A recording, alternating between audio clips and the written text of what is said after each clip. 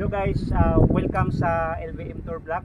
So guys, andito tayo ngayon sa isla ng Limasawa at kung makikita ninyo sa aking likuran ay mabasa natin yung welcome to Limasawa Island, no? So andito kayo sa pantalan guys, no? Napakaganda ang pantalan nila, no? Bagong-bago at napakaganda yung area at guys, tuwang-tuwa ako kasi for the first time kong nakapunta sa Limasawa, no, kasi ito ay pangarap ko na makarating sa lugar na to at gusto kong iparating sa inyo at huwag kalimutan guys, kung baguhan ka pa lang sa channel ko LBM Tour Vlog, please don't forget to subscribe, paki-like na rin at paki-pindot guys ang notification bell para updated kayo sa mga video ko dito sa Limasawa Island.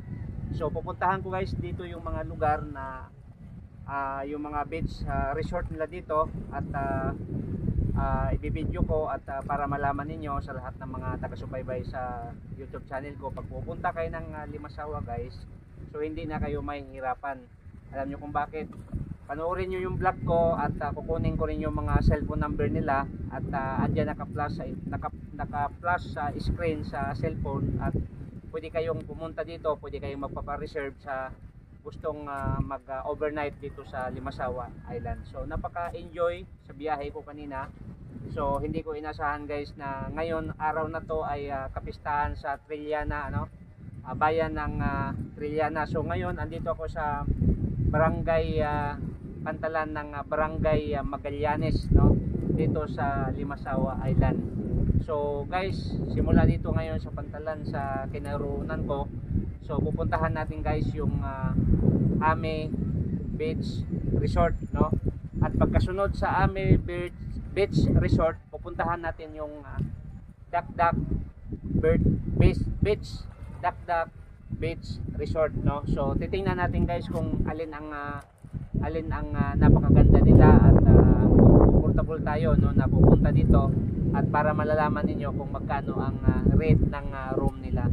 So guys, huwag kalimutan, so pindutin ninyo ang notification bell para update ka sa aking mga video dito sa Limasawa Island. Go!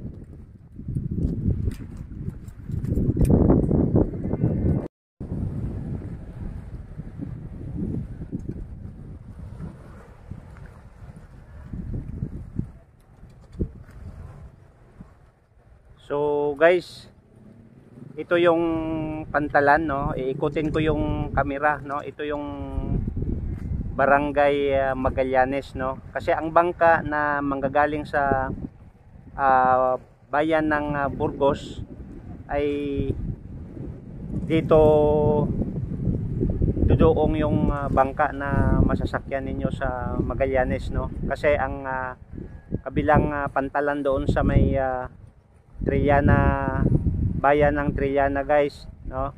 So nasira nung yung pantalan nila, kaya nga lahat ng mga masasakyan nating bangka ay dito dudoong sa barangay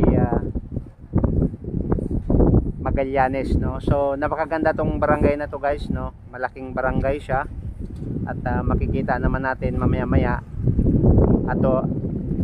mamaya ay pupuntahan natin ang mga resort dito guys, kung saan kayo comfortable sa pupuntahan ko. Kaya nga wag nating palagpasin tong video na to dahil napakahalaga to guys, kasi alam ko marami sa atin na mga taga Leyte, taga Region 8 na nangangarap din na makarating ng Limasawa Island.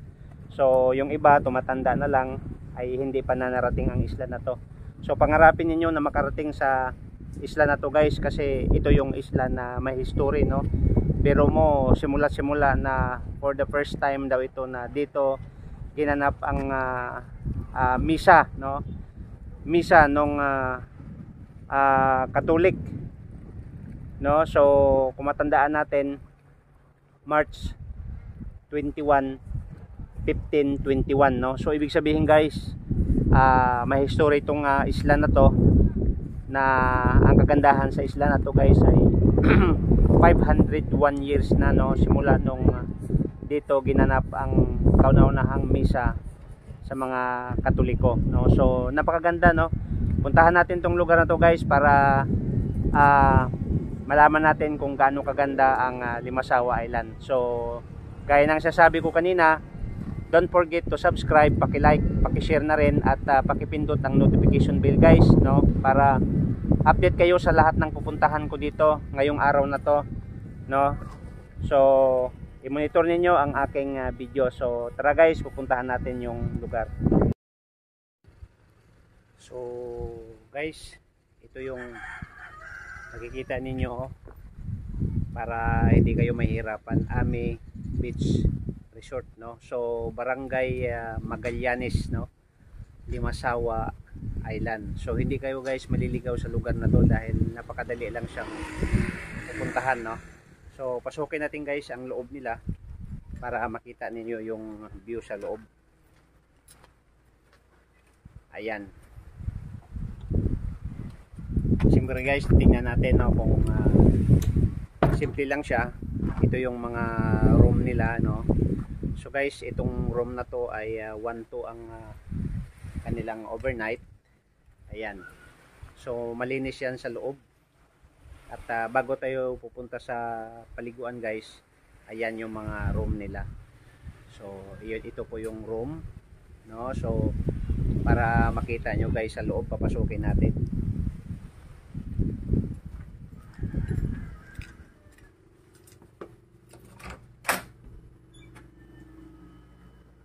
Ayan guys, yung loob niya.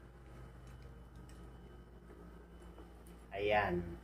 Napakalinis. Yan po yung gamit ko guys, no? So nakakalat yung gamit ko. Ito yung binabayaran ko ng 1,200 ang aking overnight. So kung tayo ay o-order ng mga pagkain, so mayroon silang pagkain guys, kaya nga maya maya o-order ako ng makain, no. So ito po yung room nila. Okay, so napakalinis at napakaganda guys ang kanilang room, no.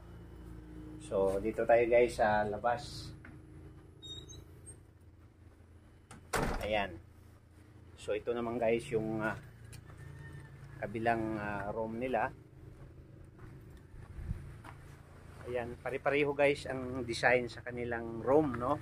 Sa mga gustong pumunta dito para hindi na kayo mahirapan pa. So ano lang guys, Barangay Magallanes, no, Ami Beach Resort. So kilala ito dito guys kasi ang may-ari dito ay isang kapitan, no. Ayan, ito yung kanilang room at hindi lang yan, mayroon pa silang dinedevelop dito ng mga tulugan natin at lalong lalo na sa mga guests na pupunta dito kasi itong lugar dito guys ay naalala nyo yung bagyong Odette, no, nasira din ito. So mabuti na lang ay sila ay naka-recover na. Ayan yung mga bago na mga room nila.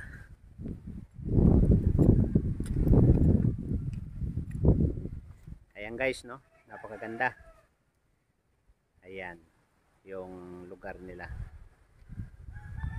And higit sa lahat, mayroon silang swimming pool guys. So dagat dyan sa baba, pero dito mayroon silang swimming pool, no, para mag-enjoy din ang ating mga bata pag gustong maligo kasi mayroong mababaw at mayroon ding malalim sa swimming pool na ito. Okay, so guys, punta naman tayo doon sa white sand nila sa baba.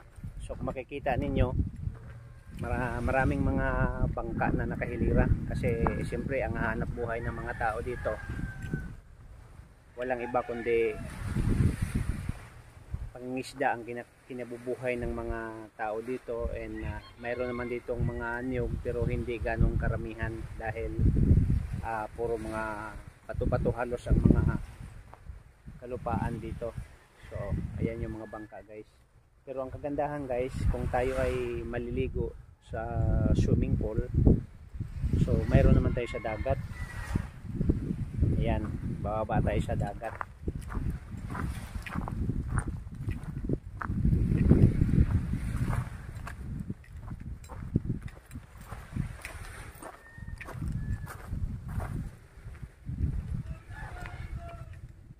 So ito guys, maputi yung buhangin nila.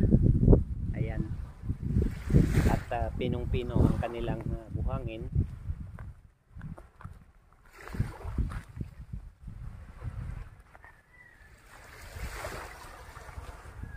Ayan. Puting-puti ang kanilang buhangin dito guys, no?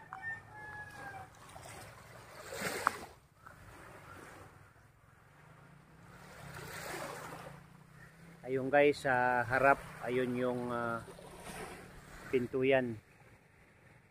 Ayan, Pintuyan Panaon Island yan.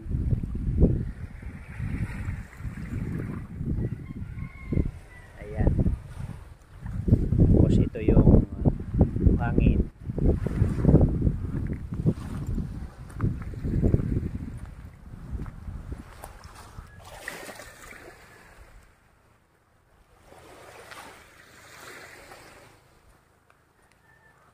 Ayan guys, so puti yung buhangin nila. So mag-enjoy ka dito guys kung tayo ay pupunta at maliligo, kasi ang dagat dito guys ay hindi siya palalim, kundi dandahan lang siya guys, no? Napakababaw ang dagat dito at hindi nakakatakot mag-overnight. So ito po yun. Ayan yung pampunta sa kanilang lugar.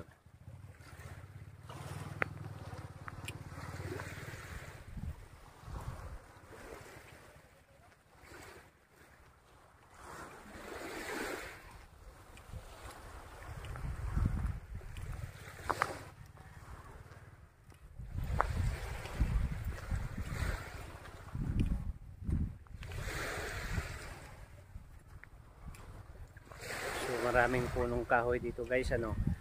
So ayan na guys yung mga karagatan nila, at sana magugustuhan nyo yung aking binabahagi sa inyo na video, na kung saan binibigyan ko kayo ng ideya kung tayo ay pupunta ng Limasawa Island. So hindi tayo mahirapan dito guys kung saan tayo matutulog, kasi unang una itong Ame Beach Resort, mayroon silang room na nakaserve para sa mga guest nila. Ayan. So guys, ulitin ko, maraming salamat sa inyong lahat, sa lahat ng mga taga-subaybay sa YouTube channel ko. Please don't forget to subscribe, paki-like na rin sa ating mga kaibigan, at paki-share na rin sa ating mga kaibigan, at para maipalaganap natin guys ang aking mga video. At alam naman natin guys, ang kategory sa ating video ay tungkol sa travel, pero hindi ko maiwasan guys na tumulong din sa mga mahihirap kung mayroon akong makikita na medyo dapat tulungan. So sana huwag kayo magsawa sa pagsuporta sa aking YouTube channel, LVM Tour Vlog. Please subscribe, paki-like, and paki-share. Maraming salamat sa inyong lahat, and welcome. God bless po sa inyong lahat. At sana guys makapunta kayo sa lugar na to, sa Limasawa.